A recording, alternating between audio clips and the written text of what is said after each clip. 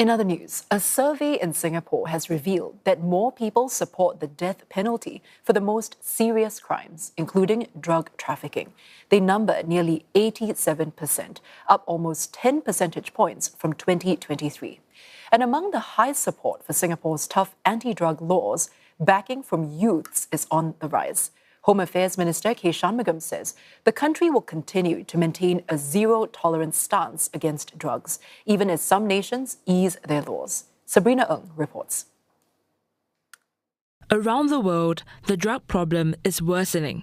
In parts of Latin America, criminal gangs linked to the drug trade have taken control of entire areas, with violence becoming part of daily life. And in Europe, there is growing concern about the availability of illegal drugs. Against this backdrop, Mr. Shanmugam says Singapore has chosen a different path. Speaking at a roundtable, he says the country's approach focuses on tough enforcement, preventive education and rehabilitation, aimed at stopping drugs from taking root, even if that means standing firm in the face of criticism. If we think that doing away with the death penalty helps, or at least the death penalty doesn't help, we'll do away with it. But until then, we will continue to hold the line. So our duty is not to listen to others, but to do right by Singaporeans, even if it looks like we are out of step with other parts of the world, and even if we get criticized in the international media for that.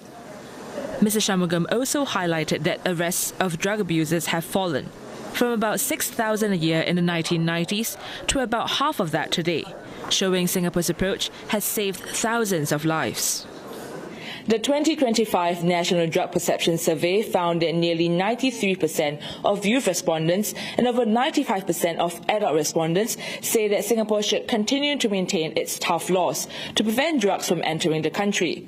Support from youths has risen since the last survey in 2023, while support amongst adults has remained high and stable. More youths are also seeing the consequences and harms of drug abuse. On the issue of deterrence, a separate public perception survey found that nearly 77% of respondents believe the mandatory death penalty is appropriate for trafficking significant amount of drugs, a rise from previous years. One psychologist says the growing support may reflect how Singaporeans view the broader impact of the nation's anti-drug policies. We can see that when we are able to keep drug abuse low in our society, citizens are thriving, and when individuals see that, they can see that, okay, if I'm able to stop people from bringing drugs in, the likelihood of drug abuse happening in Singapore can be reduced. At the roundtable, a new book by Home Team psychologists was also launched. It draws on years of research and frontline experience to better understand why people turn to drugs and what helps them recover.